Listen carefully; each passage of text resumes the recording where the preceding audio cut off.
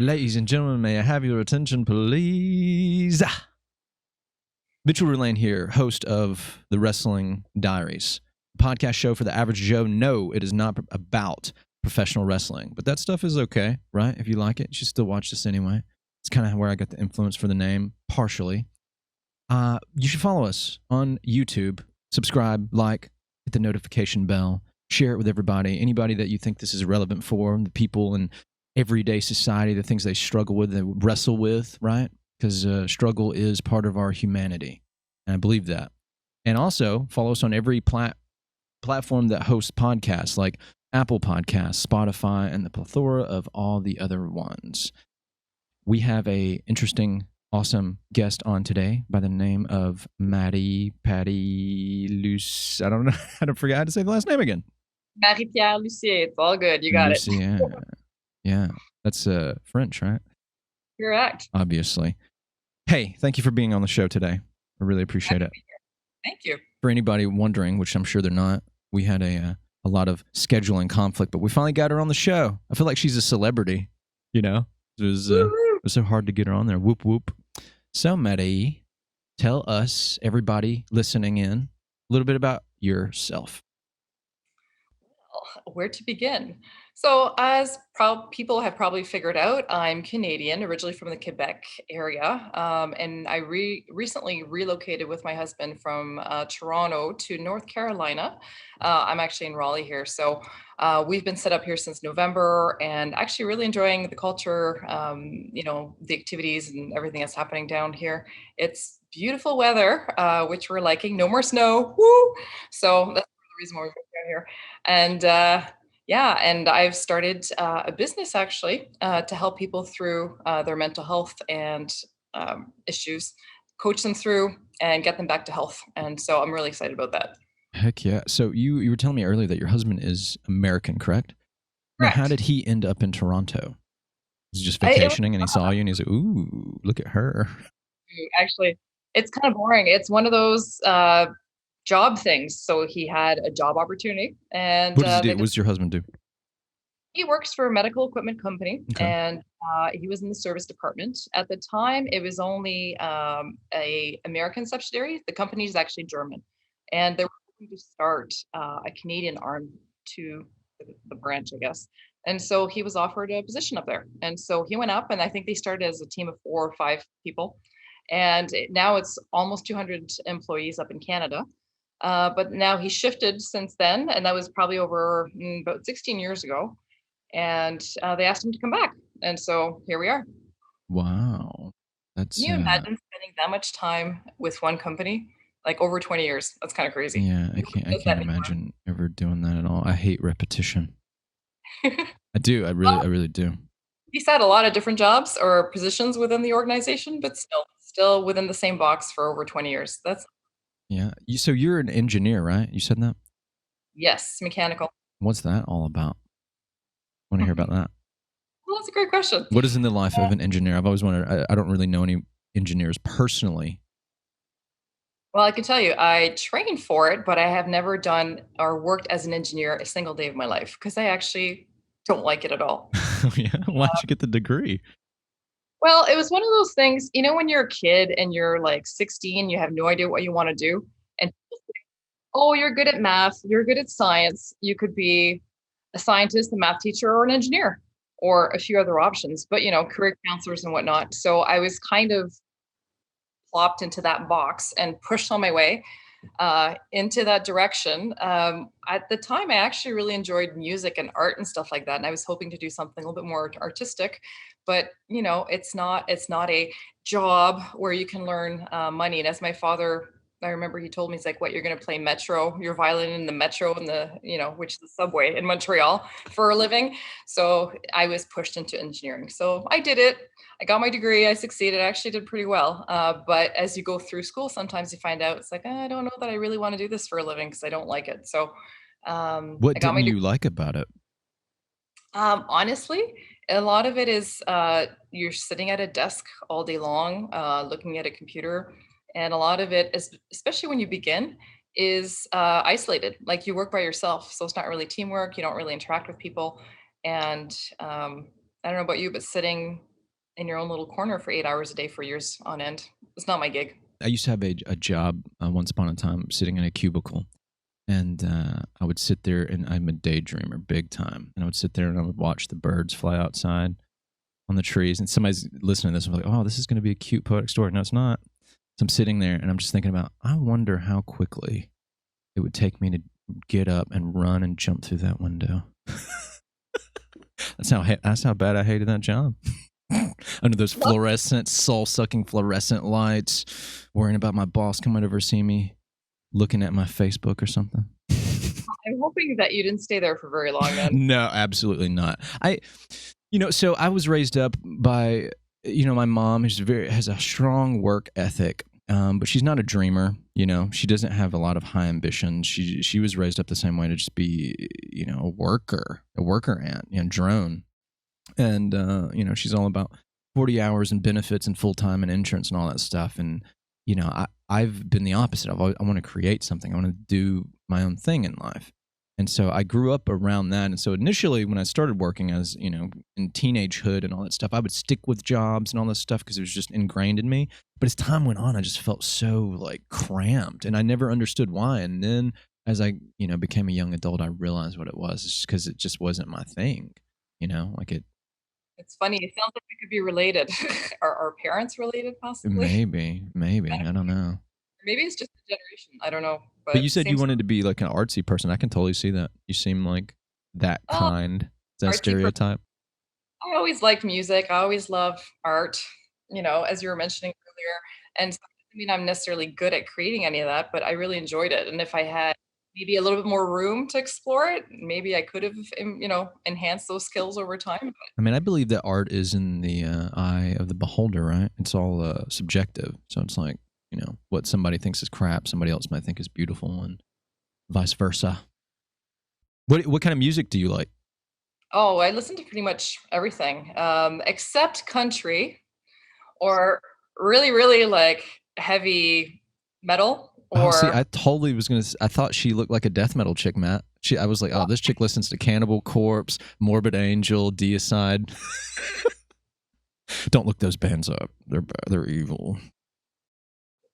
Well, it's okay. I'm already going to hell, so I might as well. Right. Yeah, that's right. Shout out, Satan. Not you, Lucifer, the other Satan. A friend of mine from New York. His name's Lucifer. Constantine.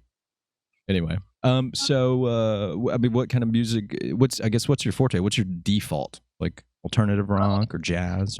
My default is probably alternative rock. I love the old '80s Brit rock and Brit pop, '80s, '90s. But I also love you like jazz. The Smiths.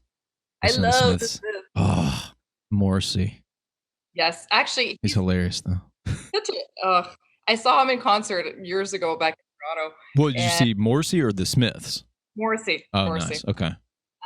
But yeah, he's such an attitude. He's such a queen. Oh my God. He is. Super diva. He ran off stage within 40 minutes of the show, and he basically started swearing at the crowd, saying, "You guys are a bunch of douchebags, and you're not worth my time," and blah blah blah. And he just ran off stage. We're like, all right, I guess we're done. And he never. Yeah, at least he was a little bit more light about it. Gigi Allen would have been pissing on the crowd and punching them in the face and stuff like that. Gigi Allen's a since deceased. I guess he was like punk rock, like hardcore. I don't really know what you would consider Gigi Allen. He was just a trash rocker, I guess. Yeah. I know the name. I can't say I know the music. People literally go to his grave and they piss on his grave in honor of him. Like it's a real thing. Like it's a real thing. Like Google it later when you get off of this show. I will. That's cool. So what else? What else makes you tick? You well, you know what? Actually, let me ask this that I'm curious about. So how long did you do engineering for? Like how long was that? Well, it was a 5-year degree, and then by the time I graduated, I kind of figured out it wasn't the thing I wanted to do. So I was trying to find an alternate path that I could use my technical skills and knowledge and kind of take a different road. So that's what I did. What made you get into you do like this health program and stuff you're doing now? How did you get into that exactly? Well, It's kind of funny, and it goes back a number of years. So my little shift after university, I started working in the healthcare industry, doing technical sales actually for a medical equipment company. So that kind of got me into the healthcare field. And then after that, I worked in hospitals. I was on the board of my local hospital, had different positions, always touching kind of healthcare. And everything I saw, basically, the traditional way of, what we call healthcare is usually just typically medical intervention, whether drugs, surgical, etc. And it actually has nothing to do with health and how people and well-being really. And then having my own mental health issues, growing up in a family with manic depression and whatnot, substance abuse, we we all had challenges and trying to overcome those with time. I had to do a lot of like reading, a lot of training, a lot of two steps forward, one back, trying to get myself in a good place and get myself stable. And it took a while. It wasn't easy. And it was definitely not the way traditional medicine was trying to push me, which is basically, medication and drugs. So through a whole bunch of different therapies and alternate therapies, as they would like to call them, I was able to get myself in a place and keep it sustainable, so that I'm now drug free. So it was a long number of years of trial and error, and basically using myself as my own guinea pig and seeing what works and what doesn't. How did you get into wanting to, I guess, share this wealth of knowledge with people and start your own business from it? Another little experience, I guess. So over the years, like we were talking earlier before we started on the show, I was doing the regular career thing, like advancing and paying the mortgage and doing all that stuff. And I came to realize I'm not really getting personal satisfaction from this. It's like, okay, I'm doing well. I don't dislike what I'm doing, but I'm also not excited getting up in the morning, getting this great fulfillment from, doing this, that, or the other. So I really wanted to be able to do more and actually do some sort of contribute to the world. I know that sounds really corny, but No, I sure. and I found as I had my team, as when I was directing my project management and my design team, I really enjoyed coaching. So I had a lot of 20-year-olds in my team. They called me mom because they were laughing. I was so much older than them. And Oh no, did that give you a complex? not really, but then I started calling them children, which is probably not appropriate either. But I found I got a lot of satisfaction by helping them work through situations or teaching them new skills or helping them problem solve and stuff like that. And that's actually the part of the job that I enjoyed the most. I thought, oh, there might actually be something to this. And funny enough, my mom was a teacher, my grandmother was a teacher, my great grandmother was a teacher. And so, of course, when I was little, they're like, oh, Marie's going to be a teacher. And I thought, hell no. But I guess now coaching is kind of teaching, it's just not in that environment. So I guess I do have a little bit of that in me somewhere. But I did get a lot of satisfaction from that. And that's when I thought, oh, okay, so I like coaching. I like people, well, most people. And so let's combine my passion and knowledge with health, for mental health specifically, and that coaching, and what can I do with it? So that's how I decided to embark on this journey and start helping people individually and in groups, group environments to help themselves really, because it's about sharing the information, empowering them to take that step from themselves so they can feel better. Wow. That's incredible. So if, let's say, theoretically, I'm buying into your program, what does that look like for me? What are some of the gists you can give me about getting into your program? Well, there's a couple different things. Is it top secret? Can we not talk about it? You have to get it to find out, ladies and gentlemen. No. Well, so I've got a couple different versions of the program. So I have the quicker, or a little bit faster one, in the sense that it's more, this is what you need to do to start feeling better soon, and it's more like action step: do this, do this, do this. The other one is much more in depth. So it goes into same sort of thing. You're going to get the same type of knowledge and information, but it goes much more in depth. So we'll talk a lot more about the why. So, why am I telling you to change your nutrition? Why is sleep important, and why is that much sleep important, and why am I telling you to do X, Y, Z type of thing? You So talk it about the really, why. All right, absolutely. Simon Sinek. I was one of those annoying kids that was always saying, why, when somebody told you, or when my parents would tell me, oh, do this. I'm like, why? What benefit is it going to bring me? How is this going to impact the world? Why? That's good So though, because you're educating yourself. You're trying to find out. Well, and I really think, I don't know about you, but I think most people, when you understand why you're doing something, like if somebody says to you, stop drinking coffee, okay. If you don't understand why, what's your motivation? Like, what's your prerogative to actually go ahead and implement that if you enjoy it, especially? But so I think giving people the why and understanding how it impacts their body, their mood, their thinking, for all these different changes that we look at during these, during the duration of these programs, I think it makes it a lot more powerful, and I think it gives people motivation to actually make that change because change isn't easy. And a lot of these things, there's a lot about nutrition, there's a lot about supplementation, the importance of exercise, sleep, of course, mind training techniques. Not so much training as in like, you know, stop thinking this way, but helping. We all probably have overactive mind, right? That's just the life we live in. Endless to-do lists, the pressure from Yeah, we're family. overstimulated. Absolutely, especially our beautiful little devices that we all have. Like these things that we never. All that magnetic chaos flowing through your brain. Oh wow, it's like you've already gone through my program. Maybe I have. I just didn't Well, know. there you go. So yeah, it talks about all those wellness things and what to include, and I think what makes it different is, at least for me, when I went through trying to find all these things, I didn't have one place to go to. I literally had to go through and one thing at a time, what's the best, and read and learn and take seminars and classes and this and that, trying to what's the best things to eat, what to avoid, and there wasn't one place where I could find everything together. So my hope is that this program will be a one-stop shop for everyone, so they can get the biggest bang for their buck, in the sense that they get all the information they need, they can apply it quickly, and their journey hopefully doesn't have to take nearly as long as mine was, and they can condense it and feel better really quickly. What do you where do you see yourself in like 10 years with this? What's your goals for it? What I would love, and 10 years is a long time, right? But I would really love is to actually be going around the world, if we're actually able to travel, and do lectures and seminars and educate bigger groups of people. And I'm actually looking to sign up and start talking locally at we have some little wellness stores and things like that in the area. And I think they're going to webinars and seminars again in the fall. So I want to start doing that, because sharing information is about empowering people. And so the more information I can share, the better. And I'd also love to have programs for kids in school so they can start, learning young, so they don't have to wait until they're sick and hopefully circumvent illness from the get-go.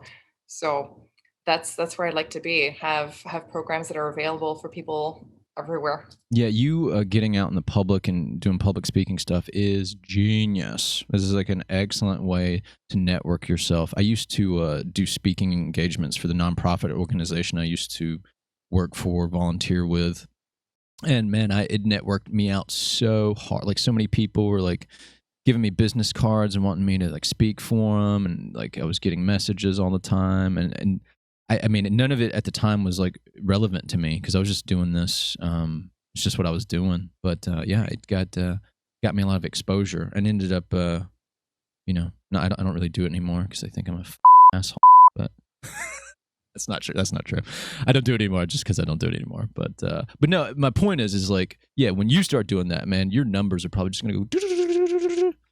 You're like branching out there. You're sending all those.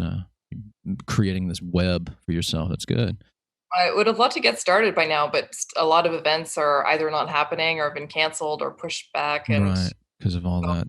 How does all the social distancing stuff look in North Carolina and Raleigh right now? How's that look?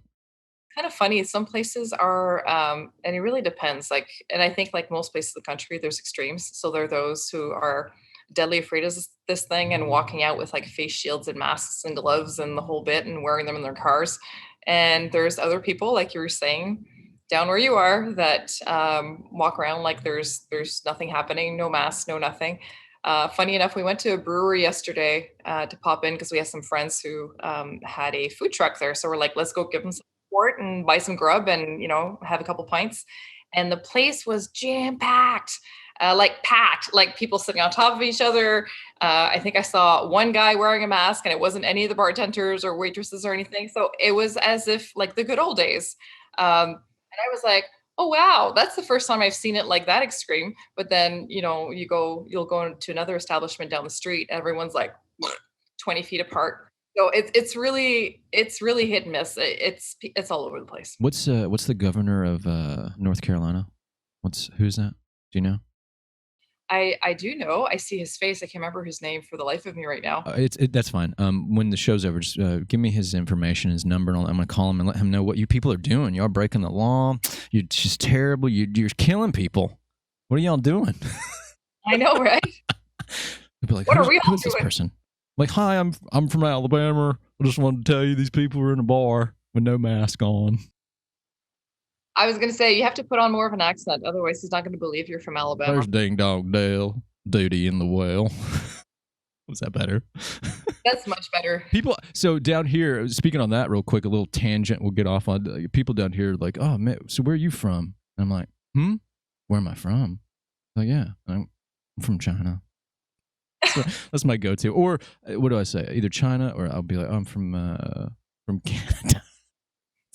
Canada. And they go, oh, okay. Yeah, because you don't sound like you're from around here.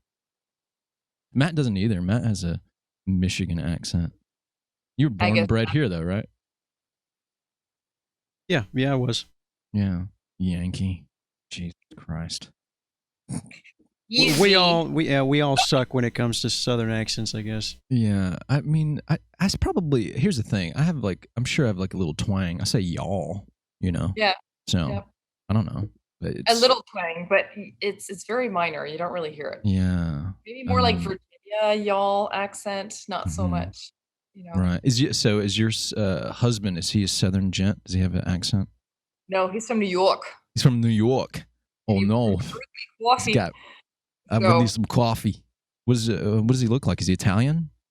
No, not at all. He's the typical like Northern European mutt, so Irish, Scottish, German, like all of that mix. Is he more handsome than me? Don't answer that question. She's gonna be like, oh my God, I can't believe this guy. This is such a terrible podcast. No, it's hilarious, but I'm sure because he'll watch us. I'm like, of course, honey. Right. Oh my goodness, that is so great. Thank you so much for being on here today. It's been fun so far. What do you think? I'm having a ball. You think I'm good at doing this? Think I should keep going, or should I just hang up the cape right now? Keep going.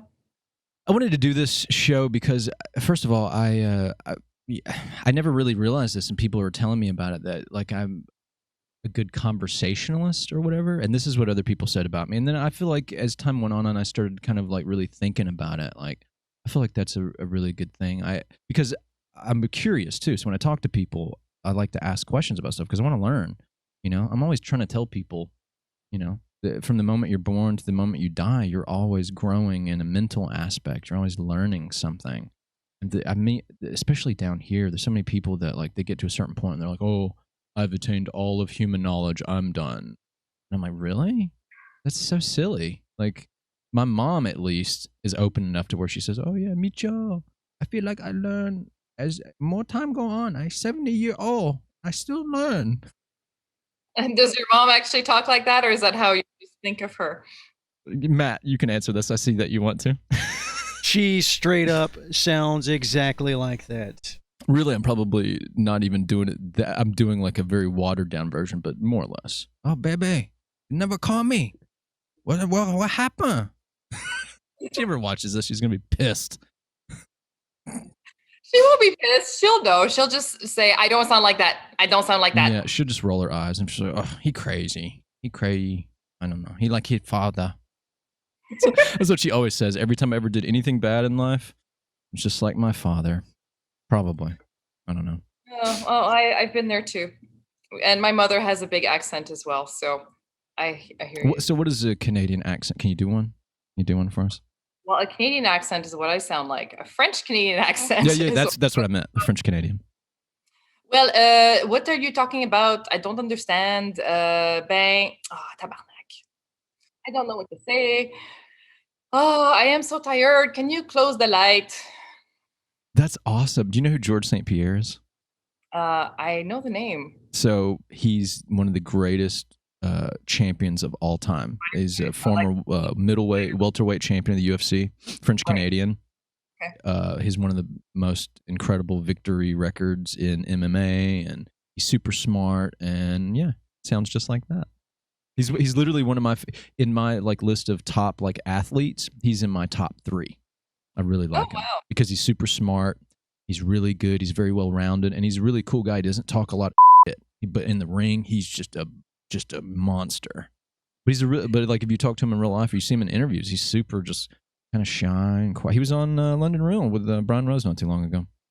That's fine with the name. So I'm like, wait a minute. George Rush St. Pierre is his name. He's unofficially retired. He only comes in and does high-profile fights now because he retired some time ago. And he actually came back from retirement and fought the middleweight champion. He went up a weight class, and he beat him. He choked him unconscious. And anyway, oh my God. Yeah, I'm going all fanboy right now. But yeah, he talks just like that. Hilarious. Fanboy. That's hilarious. So are you bilingual? You know how to speak French and English? I am. French is my first language. So. Oh, really? Holy shit. Yeah, I guess so. Because you're from Quebec. Well, not really. Not really. Not? Actually, you would be surprised. I mean, we're supposed to take French from elementary school, but most people completely drop it. And by the time they get to 20, they can't even say hello in French. Wow. Why do you think that is? Why do they drop it? I love the language. I mean, think about it. Kids, especially now, there's so many other distractions and things to do. The last thing they need is another language, or a lot of them don't appreciate another language, which is unfortunate. Now, when you say it's your first language, like, what do you mean by that exactly? Like, I hear that, but French Canadian, and all I spoke until I was 10 was French. Okay, and then you started learning English at 10? Yeah, because we actually moved from Montreal to Toronto area when I was 10, so it was one of those forced cultural immersion kind of thing. So I was kind of plunked in the environment. It's like, okay, you got to learn how to speak English now. So that was fun.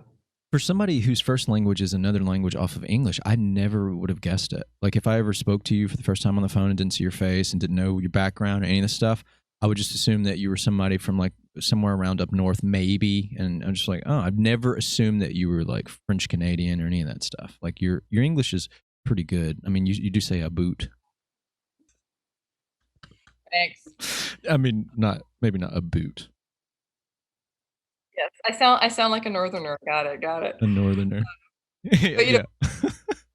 There was my friend makes a good joke. He's like yeah, like because we'll do like different accents. He's like this is how somebody from Wisconsin like makes fun of people from the South. They're like, either yeah, you from the South there, you kiss your cousin and all, and you get up on the porch with old grandpa and you whittle some wood there, huh? That's his imitation, not mine. So if it's not good, blame him. I'm a really wacky, silly guy, just so you know. Like I don't take like Dunya, who's very serious and stuff. Have you ever had a chance to talk to Dunya Rumbuts? Not on a one-on-one. I've been in different team chats with her a couple of times, but I can't say her well, unfortunately. Yeah, she's very serious and pretty well, she has a good sense of humor, but you have to really get to know her. Like, and so initially when I was coming in the group, like I being sarcastic and goofy and stuff, and she didn't know how to take me. And she told me the other day, she was like, I honestly was scared of you. And I was like, scared of me? I was like, I feel like you could beat me in a fight maybe. And she goes, well, it's just your personality is very flashy and very just very out there, and you make a lot of jokes and you're silly and you're loud and even a little aggressive. She's like, so I didn't know if you were just kind of funny, free-spirited, or just a crazy person. And I was like, I'm definitely a crazy person, but I feel like maybe it's the good crazy. So what are you're doing all this stuff, your health and wellness coaching. You were telling me, I think some time ago, hopefully I can talk about this. If not, you can just be like, oh, don't talk about that. But you were saying you're getting a license? Well, I'm looking to get a health coaching. It's actually not a license, I guess, because it's not like a nursing or like becoming a doctor or anything like that. But there are certifications that you can get. So yeah, that's what Mo got for medical cannabis in Pennsylvania. Right. So I'm looking to get into certification for wellness coaching for sure. But right now, I'm just trying to get the people through my program right now and finish off finish off that batch of people going through, so I can get some more people in. And then once I have a few more people through, then I'll be looking into putting some time into that, because I'm still tweaking the material itself to make sure that it's optimized. I don't know if you have plans for, you might, but at the end, when your students, your clientele, they finish your program, and a lot of them, ascertain those great results that they're getting from your program, I would highly implore you to do video testimonials if you can get them to do it. You know what I mean? Like, it's that sells really, really huge. And I know this because I used to work at a alternative healthcare doctor's practice, and we were treating diabetes and stuff like that. And we had like a 6-month program. And at the end of it, it was a functional medicine model. And at the end of it, when people their A1Cs were down, or some of the people literally could walk out of that doctor's office and go to any medical facility and not be tested for like type 2 diabetes. So I don't want to sit there and say we cured it, but I mean, use your own assessment on that. My point is, at the end of it, I would film these. I would take them into like the back room, and I would film these video testimonials for them. And even, it's funny, I'm really good at selling things like this too, because a lot of people didn't, if they didn't want to. Like, there's this one lady who's super shy. She's like, "Oh, I can't do it. Being on video, I'm going to be super nervous. I'm sorry. Like, you guys did help me, and maybe I can write something." And then I was like, "Yeah, but," I was like, "if someone sees what happened to you and like the health that you got and how you healed yourself doing this program," I was like, "somebody could see you doing this and it could save their life. Like, they could come in and do this program." And she's like, "Oh, okay." But we film these videos, and people respond very well to this, because you could tell these weren't trained actors and they weren't following a script, and it's real, it's authentic, right? And so when people see that's a huge selling point, because people are seeing real people talk about the results that they got. If you ever watch any late night infomercial, a weight loss program or muscle building regimen, and they have like the live testimonies, the before and after pictures, and you have the real person sitting there talking about it, that's what sold me in the past on stuff.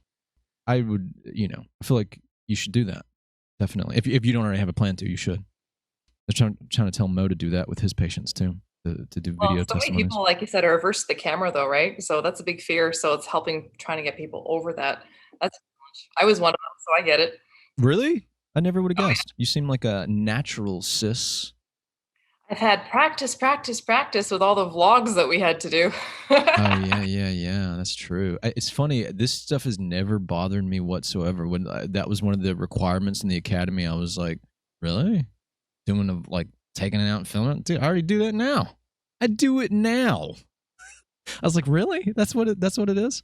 Betsy, our team leader, I don't know if you know much of her story, but she's painfully shy and introverted. And she was on the podcast, and she was telling me about how, she would to call in and order at like Domino's Pizza. She's like perspiring and sweating and nervous just to talk to someone on the phone, to order a pie.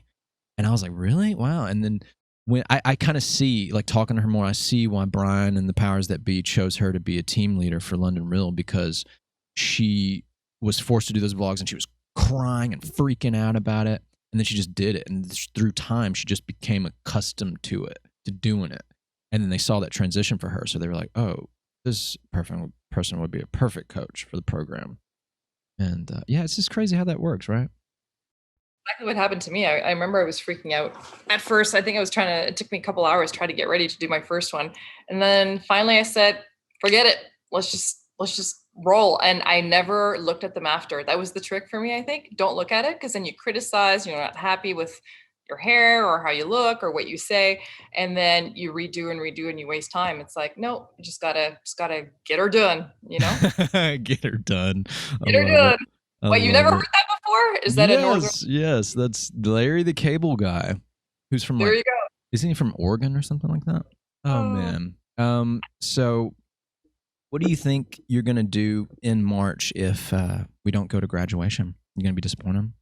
I think I'll be very disappointed, because I think we spent so much time and effort and working with our teammates and stuff like that to get to know them and to reach a goal. And I think, I'd be really sad if we don't get to meet all in person, all over the world. Do you still keep up with all your fellow teammates, classmates, etc.? Say all of them, but there's a handful that I would say I've developed pretty close relationships to, and that we talk regularly. The challenge is our team is getting together every so often. More and more people are dropping out, so I don't know if they're still doing it on Sundays. Like I didn't see anything for this past Sunday, which is a little disappointing. But weekends are hard for people too, especially we had a lot of folks on our team with children and stuff like that. So on weekends when you have little ones, that's the only time you have with your family. It's difficult to go across all the different time zones to organize. So I'm hoping to be able to continue. I have hair in my mouth. Hold on. Tasty. Matt, how many times have I told you not to? Never mind. I'm not gonna say it. Poor Matt. What? There's hair on this mic, bro. It's going in my mouth. It's your hair. It's not my hair. I'm wearing a. Oh, actually, I'm not wearing a hat today. No hat today. Me and Matt fight like an old married couple. I was going to say you do sound like you're an old married couple. We are. He hasn't put out in years.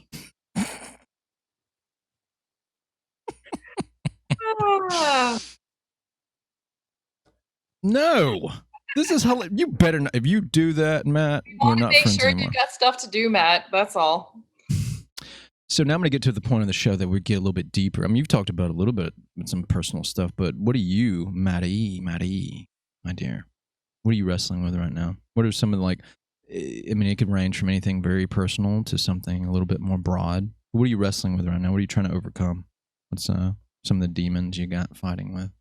Well, I think a lot of it is probably similar to all the entrepreneurs out there, which I think you're one of them as well. It's, fighting against your own little monkey mind that tells you maybe you're not good enough, or you're an imposter, or nobody wants to hear what you got to say, or we all have our good days, and then some on the bad days sometimes it's like, well, why am I doing this? Why don't I just go out and get a job? And so it's that doubt. And I think it's a combination of things like we spoke about earlier, being raised in a family and environment where it's all about get something stable, just get that job with the benefits and this like that. And so it's just a shift of perspective, a shift in mind.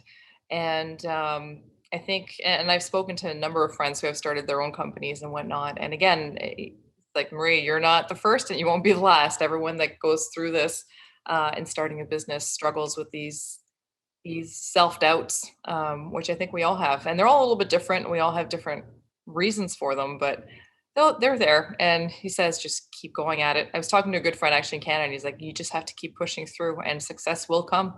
But patience is key.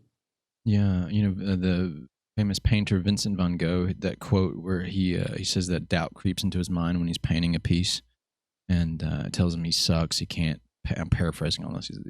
He's crap. He's not a good painter. It looks bad. It's not good. And then he just keeps painting anyways, and the voice goes away. Yeah, persistence is a big thing. It's been an issue for me, like trying to keep stuff going, just not persisting with it. And like you said, you always fight with your monkey brain, your lizard mind. It's just all that is like the evolution of humans, like trying to survive, right?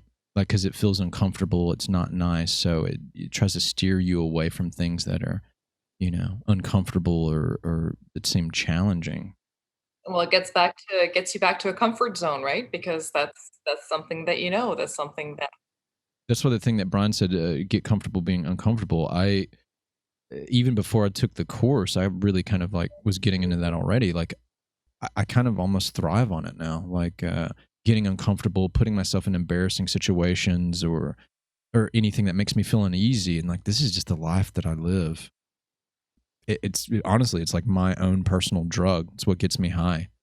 And also with the starting of the business thing, starting your own brand, your own business and stuff, I also feel like in doing it, you need to have a very innate passion built very deeply somewhere inside of you to do what you're doing. So much to the fact that it's not even like building something professional, but it's a mission. You're a missionary, right? And you're spreading your own personal gospel. And it has to mean that much to you to the point where like you do it for free. Because especially as like an entrepreneur up and coming, there's no telling how long it could take you. The doctor I used to work for, he told me once, he was like, Mitchell, he's like, starting your own business and stuff. He's like, I'm going to tell you, it's hard. So you got to really love what you're doing. He's like, I bought this practice from another doctor, and he was like, for me to find, when I finally broke even, the money I was bringing from the practice to break even on all my bills and everything, he's like, that took me like a year just to break even. I wasn't making a profit. I was just breaking even. He's like, and before I actually made a profit, it was like over 2 years. He's like, but I stuck with it. He's like, and now I have like a pretty successful practice, and you know, it's something I can sink my teeth into. And he's like, you got to remember this, that, you know, starting a business is that way. Like, you got to be willing to sacrifice and struggle with it. And it has to be something. And then this comes to my opinion on it, that like, you just, like, whatever it is I'm doing, like, I want to do it regardless of what happens with it, because I have a certain mission in mind, a certain statement, a way I want to express myself and be honest with myself. And it doesn't matter to me, like, you know, like if I don't garner some, I don't know, financial wage from it, then I'm going to do it anyway, right? That book that I'm reading right now, The Subtle Art of Not Giving a talks a lot about that. He said that in the book, he says, you know, so many people, what they don't realize is, he talked about how he wanted to be a rock musician, and he went through all the bells and whistles of it, but it never went to fruition for him. And he says a lot of people sit back and say it's because he gave up, because he didn't try hard enough, because he let society like rape him about it. And he said, no, it's none of that stuff. It really was, I just realized it wasn't what I really wanted to do. He's like, because I was in love with the victory, I wasn't in love with the fight. And he's like, you have to be in love with the struggle just as much as you are the reward. You have to be as much in love with the climbing of the mountain as you are getting to the summit. So that way, even if you don't get to the summit, it doesn't matter. Like, you're in love with the climb, you know?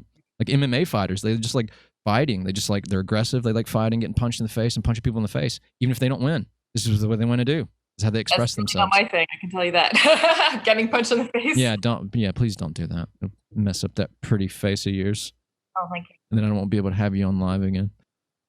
But I have to agree with you. I love that analogy, the whole climbing the mountain thing. It's so true. If you don't love what you do every day, and that's why I was like, I can't keep working this desk job, even though I was pretty good at it and I didn't hate it, but it wasn't love, you know? It's like, you can use that in an analogy for a relationship, right? Like, somebody's with somebody and they're like, you know, I didn't stick with this person because I think I loved the idea of them, but I didn't really love them and all the things that came with it. Like, you know, I wasn't willing to struggle through the psychodrama and the emotions and all that stuff. So I think that's really important for people trying to build themselves. Like, you have to be in love with the process as well as the end result. And I'm preaching to myself too. This is I've chased after things in life, and I started to get into the medical community. I tried to start going to school to be an RN. I wanted to be a registered nurse, and then I wanted to be a traveling nurse. And there was a huge flux at the time of men going in there, and they needed men. And so, like, you know, it was really easy to get in, even if your GPA wasn't that great. And I ended up, after like going through, I don't know, a lot of hoops, I realized, and I was like, I realized that I only want to do this because of the status and the money of it. Like, I don't really, like, I want to help people and I love healthcare, but not this specifically. This isn't me. And so, you know, I bowed out gracefully or ungracefully. And it's just because I wasn't in love with the process of it. I was in love with the end result, but not the struggle. But it's amazing that you've realized that now. Can you imagine if you had invested in all that education and time and money to get there, and then you're like, eh. Here's what happened. Classic case. You go and you're like, oh, my job's so great. Like, I get 3 days off, 3-day weekend, and like, I'm making like, I don't know, I was making like 20,000 working at Walmart. Now I'm making 65 starting out or something. And then you fast forward a couple years, and then you're going to work, and this is you. Oh man, 5 more hours of work. Clock in, clock out. Yeah. That's no life to live, man. I'd rather, I'll be a struggling, starving artist for the rest of my days if I have to. I highly doubt that will be the case. Yeah, I'll break oil at some point. I don't know. Matt's significant other was trying to like deter us. She's like, "You guys aren't bringing any real money in. Can't do this stuff." He's one of those. We all have one of those. I love the air quotes. Like, can we do a hashtag air quotes for this episode? I'm going to put it in there exactly. when I release it. So I'd say would you say that you're I guess the biggest victory for you is staying persistent and just making it to the other side?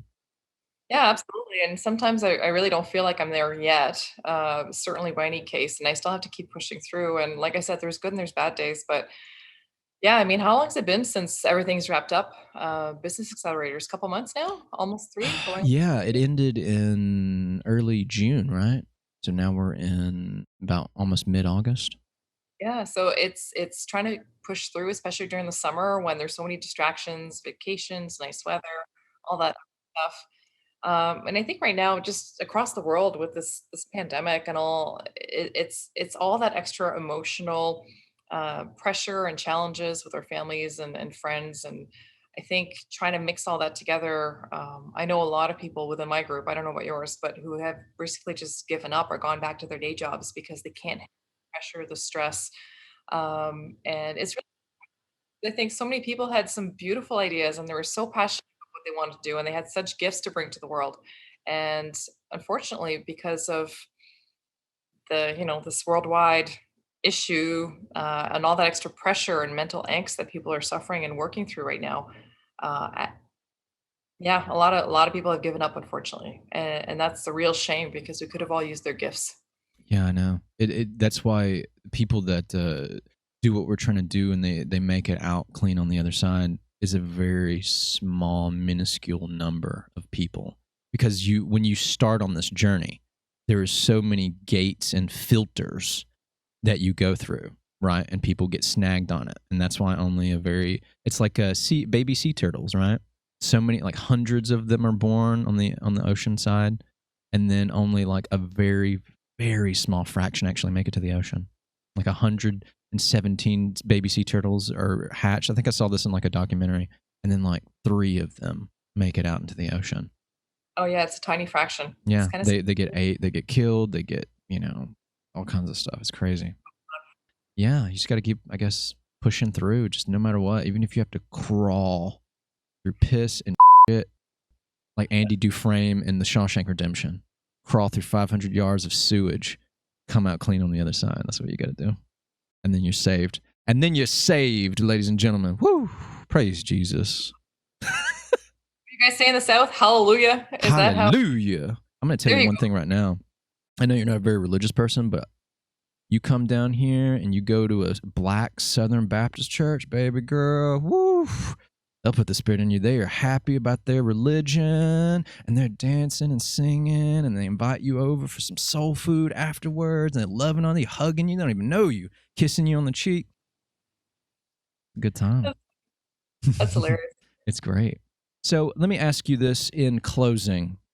If some young up-and-coming entrepreneur, they're seeing you, and you trying to start your business, and they're like, oh, man, what she's doing is kind of something I'm into, but I don't know where to go, and maybe I'm not smart enough to do this, or maybe I'm a loser. What would you say to this? Whether there's like some young lady or young gentleman and they're watching this, what would you say to them right now? They're looking at you and they're saying, Marie, how could I do this? I mean, you could do this. You're smart and all this, but I don't know how. What would you tell them?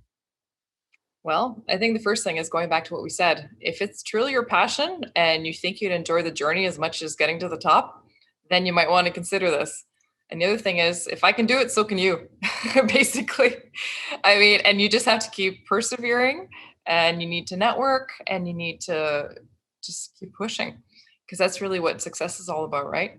Like you're doing it, I'm doing it. And that's what everyone who's made it to the top talks about their journey. It wasn't pretty and often they fell from grace and, one step forward, 12 back. But eventually you get there, and perseverance, patience, and faith. You got to believe in yourself. And I know we just talked about religion, and I'm not saying necessarily get on your knees and pray every Sunday. If that's your thing, go ahead. But that's not the faith I'm talking about. Faith in yourself, faith in your abilities, and faith that it's going to happen. But you just have to, it's hard work. So you just have to keep pushing through. I like that. Very well said. I couldn't agree more. It was beautiful. Almost as beautiful as you. Let me ask you a question. Are you sure you're not from Tennessee? I already did this joke, but Ani didn't get it because she's from Switzerland. She doesn't even know what Tennessee is. She was like, "What is that?" I was like, "It's a state." Because you're the only Tennessee, Marie. That was so bad. I know it's terrible.